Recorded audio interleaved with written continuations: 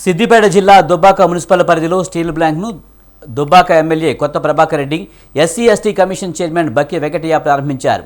మహిళా సంఘాల ఆధ్వర్యంలో స్టీల్ బ్యాంక్ ఏర్పాటు చేశారు.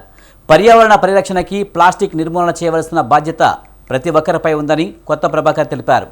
ప్రస్తుత కాలంలో ప్లాస్టిక్ వాడకాలు విపరీతంగా పెరిగిపోయాయన్నారు. దానివల్ల ప్రజలు అనారోగ్యం పాలవుతున్నారని తెలిపారు. మహిళా సంఘాలు పర్యావరణ పరిరక్షణలో భాగంగా మంచి ఆలోచనతో స్టీల్ బ్యాంక్ను ఏర్పాటు చేశారని చెప్పారు. దుబ్బాక ప్రజలు వీటిని సద్వినియోగం చేసుకుని పర్యావరణాన్ని కాపాడాలని కోరారు.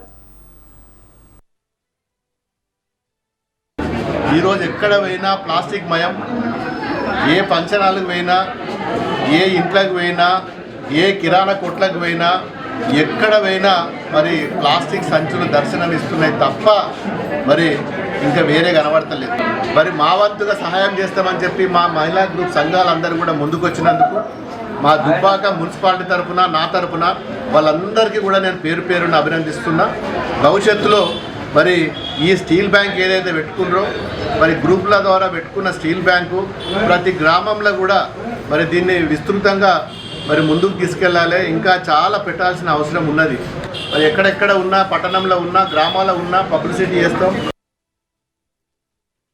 ఈరోజు ఎక్కడ పోయినా ప్లాస్టిక్